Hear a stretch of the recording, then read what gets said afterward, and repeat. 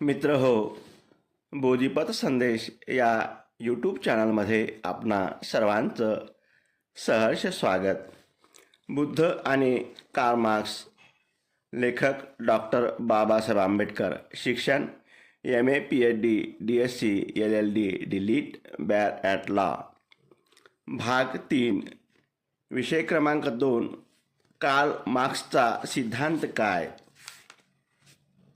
आता आपण कार्ल मार्क्सने मुळात प्रतिपादित केलेल्या तत्वांचे विवेचन करू. कार्ल मार्क्स हा आधुनिक समाजवादाचा अथवा साम्यवादाचा जनक आहे, यात शंका नाही. परंतु केवळ समाजवादाचा सिद्धांत प्रतिपादित करण्यात त्याला स्वारस्य नव्हते. ती गोष्ट त्याच्याही फार पूर्वी इतरांनी केली होती. मार्क्सला त्याचा समाजवाद वैज्ञानिक होता हे सिद्ध करण्यात अधिक स्वारस्य होते. त्याची चळवळ भांडवलवादाविरुद्ध जशी होती तशीच ती ज्यांना त्याने स्वप्नरंजित किंवा अव्यावहारिक समाजवादी म्हटले त्यांच्या विरुद्धही होती. आपला समाजवादाचा प्रकार हा वैज्ञानिक असून स्वप्नरंजित नाही हे आपले म्हणणे प्रस्थापित करणे यापेक्षा मार्क्सने प्रतिपादन केलेल्या सर्व सिद्धांतांचा अन्य कोणताही हेतू नव्हता.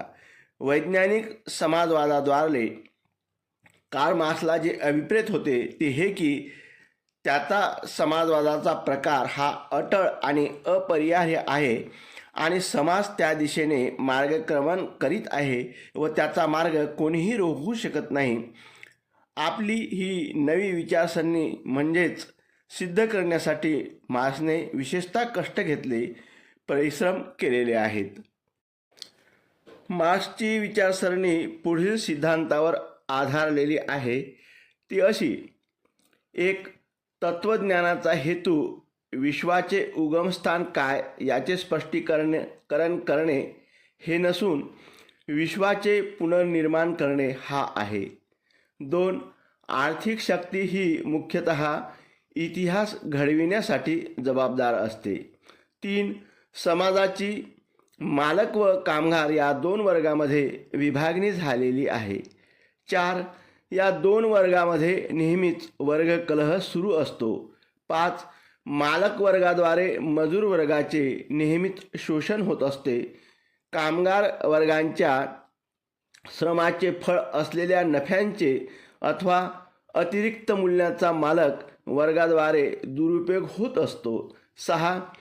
ही पिळवणूक उत्पादन साधनांचे राष्ट्रीयकरण करून म्हणजे व्यक्तिगत संपत्ती नष्ट करून संपुष्टात आणता येईल. 7.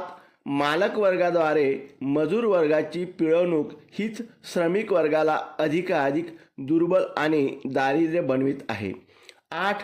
कामगारामधील ही वाढती दुर्बलता आणि दारिद्र्याचा परिणाम म्हणून कामगारामध्ये क्रांतिकारी भावना निर्माण होत आहे आणि त्यामुळे वर्ग कलहाचे रूपांतर वर्ग लढ्यात होत आहे. 9. कामगार हे मालकापेक्षा संख्येने जास्त असल्यामुळे ते राज्यसत्ता हस्तगत करतील व स्वतःचे राज्य प्रस्थापित करतील हे अटळ आहे. 10.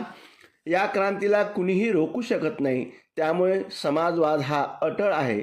मला आशा आहे की मार्क्सच्या समाजवादी मूलभूत विचारसरणी मी अचूकपणे मांडलेली आहे. विषय क्रमांक 3, मार्क्सवादी सिद्धांत टिकाव धरू शकतात. बुद्ध आणि कार्ल मार्क्स यांच्या तत्त्वज्ञानाची तुलना करण्यापूर्वी ह्या मार्क्सवादी तत्त्वांच्या मूळ लिखाणातील कितीसे टिकून राहिले, इतिहासाने किती बाद ठरवले व त्यांच्या विरोधकांनी किती नष्ट केले याची नोंद घेणे आवश्यक आहे. मार्क्सवादी तत्त्वज्ञान ज्यावेळी 19व्या शतकाच्या मध्यम काळात मांडण्यात आले होते तेव्हापासूनच त्याच्यावर पुष्कळ टीका होत आलेली आहे. या टीकेची पर्यवसान कार्ल मार्क्सने उभारलेल्या तत्त्वज्ञानाच्या स्वरूपाचे तुकडे पाडण्यात झाले आहे. समाजवाद हा अटळ आहे हा मार्क्सवादी दावा पूर्णपणे फोल ठरला आहे. यात शंका घेण्यास क्वचितच एखादी जागा असू शकेल.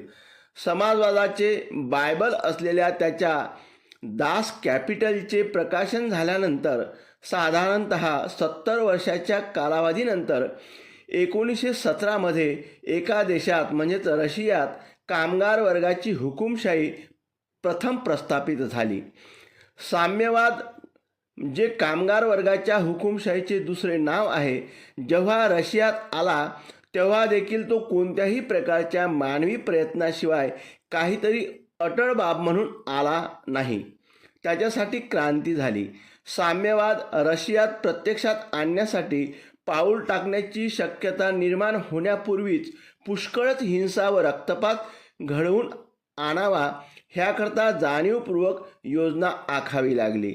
साम्यवाद ज्याला कामगार वर्गाची हुकुमशाही म्हणतात तो रशियात सहजासहजी आलेला नाही, तर त्याला देखील मानवी प्रयत्न करावेच लागले, अर्थात क्रांती करावी लागली. रशियाने उर्वरित जगातील देशात आजही साम्यवाद प्रत्यक्षात अस्तित्वात आणण्याची दिवास्वप्ने बघितली. समाजवाद अटळ आहे हा मार्क्सवादी सिद्धांत सर्वसाधारणपणे फोल ठरला आहे.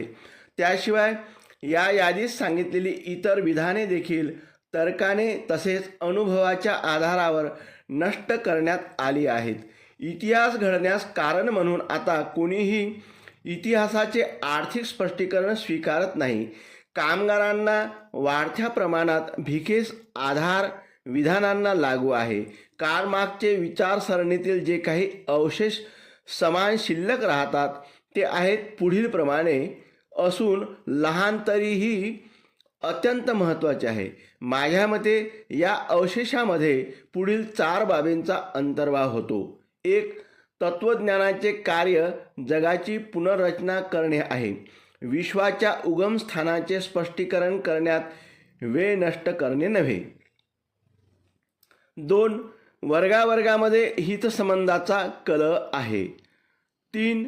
संपत्तीच्या खाजगी मालकीमुळे एका वर्गाला सत्ता मिळते तर दुसऱ्या वर्गाला त्याची पिळवणूक झाल्यामुळे दुःख मिळते. 4. समाजाच्या भल्यासाठी खाजगी संपत्ती नष्ट करून हे दुःख दूर करणे आवश्यक आहे.